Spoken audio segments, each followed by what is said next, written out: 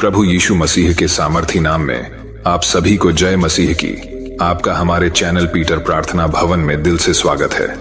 आज का विषय बेहद खास और अद्भुत है।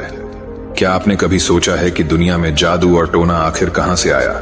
शैतान कौन है और यह 33 करोड़ देवी देवताओं की कहानी क्या है? हम इन रहस्यमयी सवालों का जवाब बाइबल की सच्चाई और परमेश्वर के वचन के माध्यम से खोजने की कोशिश करेंगे।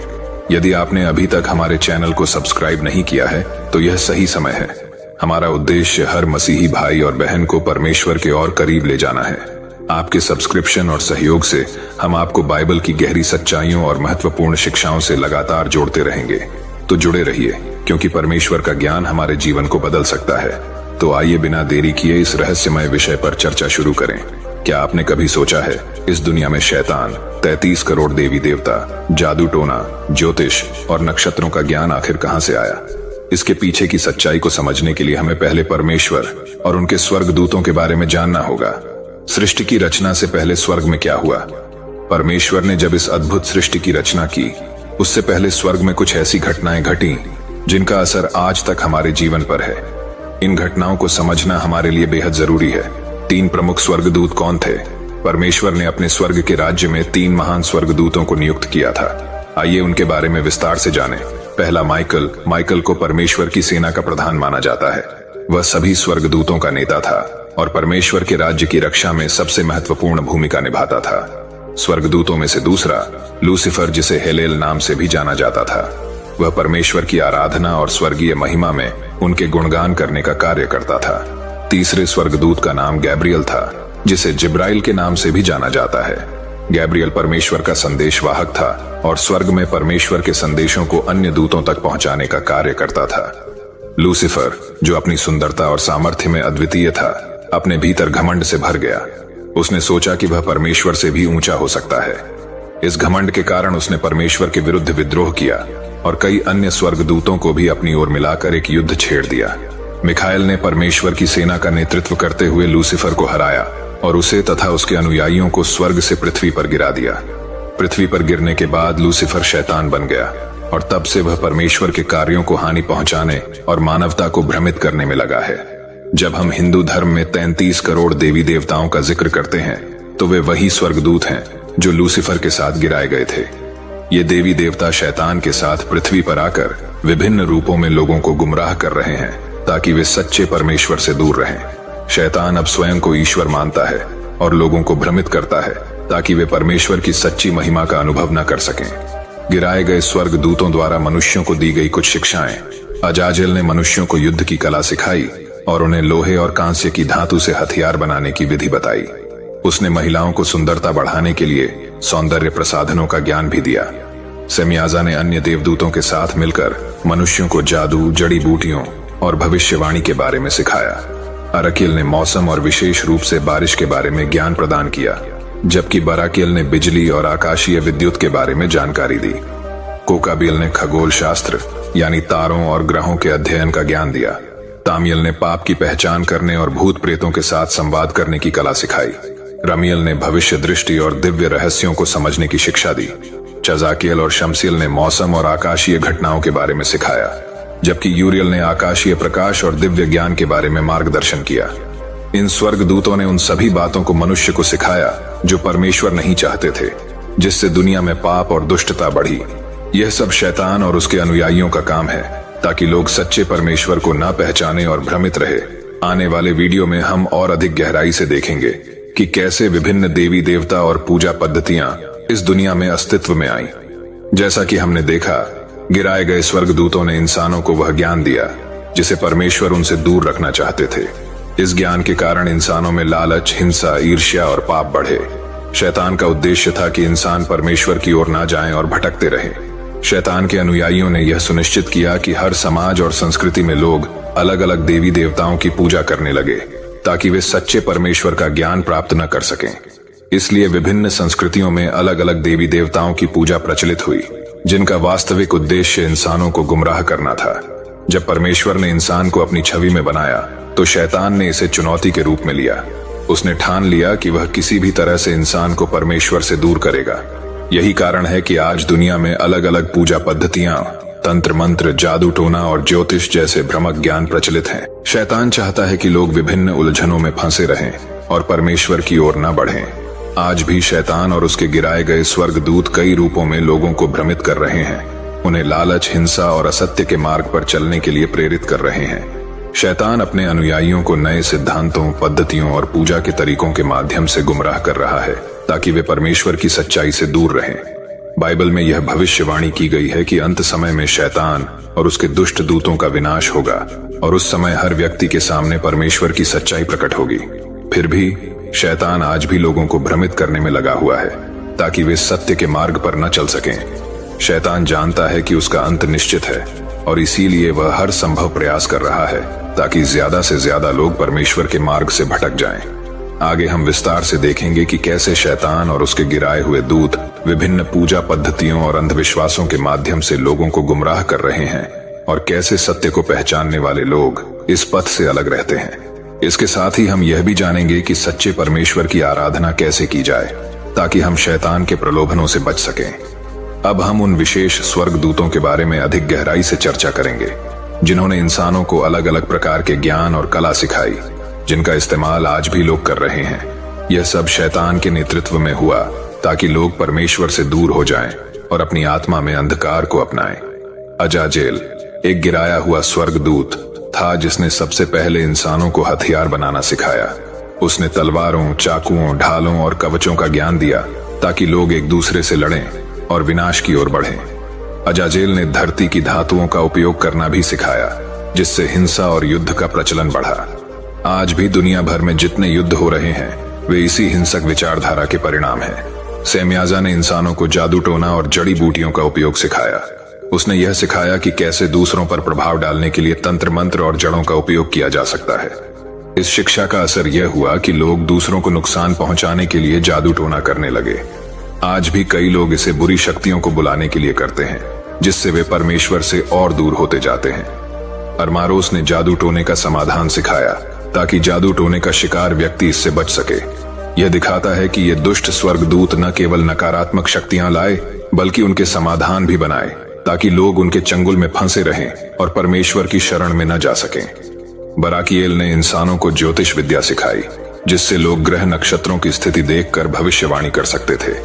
यह विद्या लोगों में इस तरह की निर्भरता बढ़ाती है कि वे परमेश्वर से दूर होकर ज्योतिष की ओर रुख कर लेते हैं। कोकबिएल ने इंसानों को नक्षत्रों का ज्ञान दिया ताकि वे अपने भविष्य को सितारों के अनुसार जानने की कोशिश करें। इससे यह विश्वास पैदा हुआ कि उनका भविष्य सितारों के हाथ में है, न कि परमेश्वर के। शमसिएल ने सूर्य के चिन्ह और सरियल ने चंद्रमा के मार्ग की शिक्षा दी। इन शिक्षाओं का प्रभाव यह हुआ कि लोग इन ग्रहों की चाल पर विश्वास करने लगे और परमेश्वर के मार्ग से दूर हो गए। इस प्रकार शैतान और उसके गिराए गए स्वर्गदूतों ने विभिन्न प्रकार के ज्ञान, कला और अंधविश्वास इंसानों को सिखाए ताकि वे परमेश्वर से दूर हो जाएं और अंधकार में डूबे रहें। इन सभी का उद्देश्य था लोगों को सच्चे परमेश्वर की आराधना से भटकाना और अंधकार में ले जाना। आज के समय में भी यह भ्रम और प्रथाएं विभिन्न रूपों में मौजूद हैं, जैसे ज्योतिष विद्या, तंत्र मंत्र, युद्ध की कला और अंधविश्वास जो समाज में फैल चुके हैं। लोग अक्सर इन चीजों का सहारा लेते हैं और परमेश्वर की ओर जाने के बजाय इन भटकावों में उलझ जाते हैं। शैतान का उद्देश्य था और आज भी है कि लोग सच्चाई से दूर रहें और भ्रम में पड़े रहें। वह नहीं चाहता कि इंसान परमेश्वर के प्रेम, शांति और प्रकाश को जाने, लेकिन परमेश्वर का प्रेम और शक्ति इतनी महान है कि वह सच्चाई की खोज करने वाले को अपनी ओर खींच लेते हैं।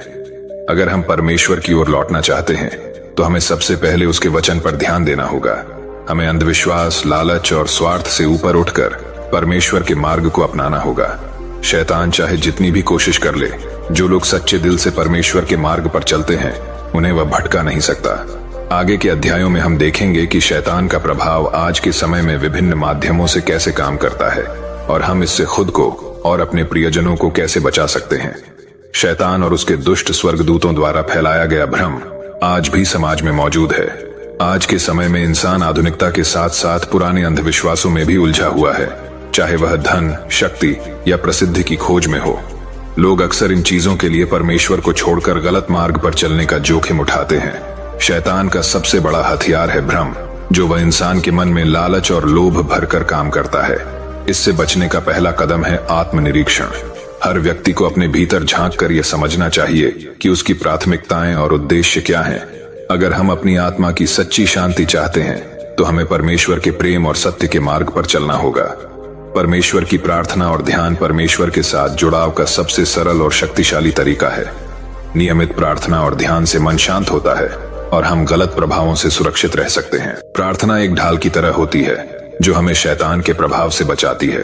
बाइबल का अध्ययन करने से हम शैतान के प्रलोभनों से सुरक्षित रह सकते हैं, क्योंकि बाइबल में दिए गए परमेश्वर के वचन हमें सही और गलत का अंतर समझाते हैं और हमें सत्य के मार्ग पर चलने की दिशा देते हैं। इसके माध्यम से हमारा विवेक और ईश्वर के प्रति विश्वास मजबूत होता है, जिससे हम किसी भी दुष्ट प्रभाव से बच सकते हैं। शैतान अक्सर हमारे विचारों और भावनाओं के माध्यम से हमें भ्रमित करता है। यदि हम अपने विचारों पर ध्यान दें और नकारात्मक आदतों को छोड़ दें तो हम उसके प्रभाव से बच सकते हैं। हमें यह हमेशा याद रखना चाहिए कि हर गलत विचार शैतान का हो सकता है और हमें उसे दूर करना चाहिए। हमारे समाज में कई बार नकारात्मक प्रभाव होते हैं, जैसे हिंसा, लालच या अंधविश्वास। इनसे हमें सावधान रहना चाहिए और गलत संगति से बचना चाहिए। हमें सच्चे, धार्मिक और सकारात्मक लोगों का साथ लेना चाहिए जो हमें सत्य की ओर मार्गदर्शन कर सकते हैं। कभी कभी शैतान के प्रभाव से बाहर निकलने के लिए किसी मार्गदर्शक की आवश्यकता होती है। ऐसे में किसी आध्यात्मिक गुरु या धार्मिक व्यक्ति का मार्गदर्शन लेना लाभकारी हो सकता है, जो हमें अंधकार से प्रकाश की ओर ले जा सकते हैं। शैतान हमें दूसरों के प्रति घृणा और द्वेष पैदा करने के लिए प्रेरित करता है, लेकिन हमें सच्चे प्रेम और क्षमा की भावना विकसित करनी चाहिए। दूसरों को क्षमा करना और उनसे प्रेम करना शैतान के प्रभाव से हमें बचाता है और हमारा दिल पवित्र बना रहता है। कभी कभी हम अपनी सीमाओं को न पहचानते हुए शक्तिशाली बनने की लालसा में शैतान के जाल में फंस जाते हैं। हमें यह समझना चाहिए कि हमारे नियंत्रण में सब कुछ नहीं होता है और हम केवल परमेश्वर की इच्छा को स्वीकार कर सकते हैं। इस समझ के साथ हम शैतान द्वारा लाए गए किसी भी लोभ से बच सकते हैं। हर दिन हमें अपनी सोच, भावनाओं और कार्यों का विश्लेषण करना चाहिए। आत्म समीक्षा के द्वारा हम यह जान सकते हैं कि कहीं हम शैतान के प्रभाव में तो नहीं आ रहे हैं। यह एक महत्वपूर्ण कदम है जो हमें बुरे प्रभावों से दूर रखता है और सुधारने का अवसर प्रदान करता है। शैतान की योजनाएं हमेशा परमेश्वर से हमें दूर करने की होती हैं, लेकिन परमेश्वर का प्रेम और सत्य हमें हमेशा उनकी ओर वापस खींचने का प्रयास करते हैं। हमें यह समझना है कि सच्ची शांति, प्रेम और संतुष्टि केवल परमेश्वर में ही प्राप्त होती है। जब हम उस सत्य के मार्ग पर चलते हैं तो कोई भी दुष्ट शक्ति हमें अपने लक्ष्य से भटका नहीं सकती। आने वाले अध्यायों में हम देखेंगे कि कैसे शैतान का प्रभाव हमारे चारों ओर के विभिन्न माध्यमों में दिखाई देता है और हम कैसे उसे पहचान सकते हैं। जैसे जैसे दुनिया आधुनिकता की ओर बढ़ रही है, शैतान का प्रभाव भी अलग अलग रूपों में हमारे जीवन में प्रवेश करने लगा है। ये प्रभाव हमारे मनोरंजन के साधनों, मीडिया, इंटरनेट और यहाँ तक कि हमारी शिक्षा प्रणाली में भी दिख सकता है। इसके माध्यम से शैतान धीरे धीरे हमारे सोचने के तरीके को बदलने की कोशिश करता है ताकि हम परमेश्वर से दूर हो जाएं। इस अध्याय में हम इन विभिन्न माध्यमों को गहराई से समझेंगे और जानेंगे कि हम इनसे कैसे सावधान रह सकते हैं।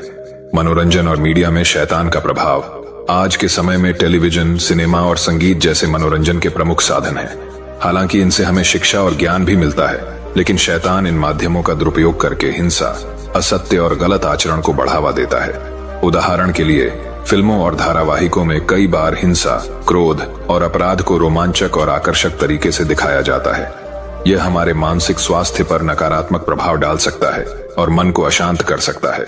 इसलिए सकारात्मक और प्रेरणादायक सामग्री को प्राथमिकता दें। बच्चों को ऐसे कार्यक्रम देखने के लिए प्रेरित करें जो उनकी नैतिकता और चरित्र को मजबूत करें। म्यूजिक और फिल्मों का चयन सोच समझकर करें ताकि वे नकारात्मक संदेश न दें। इंटरनेट और सोशल मीडिया आज के दौर में जानकारी और संपर्क का बड़ा साधन है, लेकिन यह भ्रम और नकारात्मकता भी बढ़ा सकते हैं। सोशल मीडिया पर दिखाए जाने वाले असत्य जीवन और सफलता के झूठे आकर्षण से बचें, क्योंकि ये असंतोष और लालसा को जन्म देते हैं। सोशल मीडिया पर सीमित समय बिताएं और सकारात्मक खातों का अनुसरण करें। असत्य या अतिवादी सामग्री से बचते हुए मानसिक स्वास्थ्य का ध्यान रखें। शिक्षा का मुख्य उद्देश्य व्यक्ति को बेहतर इंसान बनाना है, लेकिन नैतिकता और आध्यात्मिकता का अभाव कई बार शिक्षा को केवल आर्थिक लाभ का माध्यम बना देता है। इससे लालच और आत्म केंद्रितता बढ़ती है। बच्चों को नैतिकता और ईमानदारी सिखाने पर जोर दें और शिक्षा को सफलता का मापदंड न बनाएं। उनके लिए आध्यात्मिक और मूल्य आधारित शिक्षा का महत्व समझें। धन और शक्ति के प्रति अत्यधिक लालसा इंसान में घमंड, ईर्ष्या और असंवेदनशीलता को जन्म देती है। संतोष और ईमानदारी को प्राथमिकता दें और जो कुछ है उसके लिए आभार व्यक्त करें। दान और दूसरों की सेवा के प्रति रुचि बढ़ाएं। समाज में नफरत और द्वेष का प्रचार कई बार धर्म, जाति और भाषा के आधार पर होता है, जिससे हिंसा और अशांति बढ़ती है। प्रेम और भाईचारे को बढ़ावा दें, धार्मिक और सांस्कृतिक मतभेदों को स्वीकारें और समाज में एकता के लिए प्रयास करें। शैतान का प्रभाव कई बार प्रत्यक्ष नहीं बल्कि अप्रत्यक्ष रूप से हमारे विचारों और भावनाओं को प्रभावित कर सकता है। इसे पहचानने और उससे बचने की समझ विकसित करना आवश्यक है। इस अध्याय में हम यह समझने का प्रयास करेंगे कि शैतान के सूक्ष्म प्रभावों को कैसे पहचाना जाए और उनसे स्वयं को सुरक्षित रखा जाए। हमारे विचार हमारी वास्तविकता को आकार देते हैं। यदि हमारे विचार नकारात्मक, असंतोषजनक और अहंकारी हों तो यह शैतान का प्रभाव हो सकता है। इसलिए यह आवश्यक है कि हम अपने विचारों की शुद्धता बनाए रखें ताकि किसी भी प्रकार के नकारात्मक प्रभाव से बचा जा सके। जब हम अपने जीवन में अहंकार और लोभ को प्राथमिकता देने लगते हैं तो यह शैतान के प्रभाव का संकेत हो सकता है। इसे पहचानना आवश्यक है ताकि हम सही मार्ग पर चल सकें। अधीरता और असहिष्णुता भी शैतान के प्रभावों में से एक है। धैर्य और सहनशीलता का अभ्यास करके हम इनसे बच सकते हैं। शैतान का प्रभाव हमें हमेशा ईश्वर से दूर करने का प्रयास करता है, लेकिन हमारे पास भी वह शक्ति है जिससे हम उसके प्रलोभन से बचे रह सकते हैं। इसके लिए हमें अपने विचारों, भावनाओं और कार्यों में शुद्धता बनाए रखने की आवश्यकता है। इस अध्याय में हमने जाना कि शैतान का प्रभाव हमारे जीवन के हर पहलू में घुल मिल सकता है, लेकिन जब हम इसे पहचानते हैं तो हम अपनी आत्मा को शुद्ध रखते हुए आध्यात्मिक उन्नति की ओर अग्रसर हो सकते हैं। ईश्वर से प्रार्थना और ध्यान शैतान के प्रभाव से बचने के लिए सबसे प्रभावी साधन है। प्रार्थना से हमारा ईश्वर से संपर्क होता है और यह हमें शांति प्रदान करती है। ध्यान से हम अपने विचारों को नियंत्रित कर पाते हैं और भीतर से शक्ति प्राप्त करते हैं। प्रार्थना और ध्यान के माध्यम से नकारात्मकता को दूर किया जा सकता है। सकारात्मक और ईमानदार लोगों के साथ रहना, ईश्वर की ओर झुकाव बनाए रखना और सेवा और परोपकार के कार्य करना हमें शैतान के प्रभाव से दूर रखने में मदद करते हैं। जब हम दूसरों की मदद करते हैं तो हमारा अहंकार और लोभ कम होता है। इससे हमारी आत्मा में प्रेम और सहानुभूति का संचार होता है। धैर्य और आत्मसंयम जीवन के हर पहलू में महत्वपूर्ण है। कठिन परिस्थितियों में ईश्वर पर विश्वास बनाए रखना और क्रोध व इच्छाओं पर नियंत्रण रखना हमें शैतान के प्रभाव से बचा सकता है। ईश्वर के प्रति समर्पण, प्रार्थना और सतत स्मरण हमारे जीवन को पवित्र बनाते हैं और हमें हर प्रकार की नकारात्मकता से दूर रखते हैं। बाइबल में बताया गया है कि जीवन को शुद्ध और शांतिपूर्ण बनाने का मार्ग ईश्वर के प्रति समर्पण में ही है। जब हम अपने विचारों, कार्यों और संबंधों में पवित्रता बनाए रखते हैं तो शैतान का प्रभाव समाप्त हो जाता है। हमारा जीवन शुद्ध, शांतिपूर्ण और ईश्वर की कृपा से भरपूर हो जाता है। इसलिए यीशु मसीह से प्रार्थना करते रहें, कठिन समय में ईश्वर का नाम लें और एक ऐसा जीवन जीने का प्रयास करें जो प्रेम, करुणा और संतोष से भरा हो। प्रियो, यदि यह संदेश आपको प्रेरित करता है तो इसे अपने मसीह भाई बहनों के साथ साझा करें। परमेश्वर आप सबको आशीष दें। यीशु मसीह के नाम में जय मसीह की।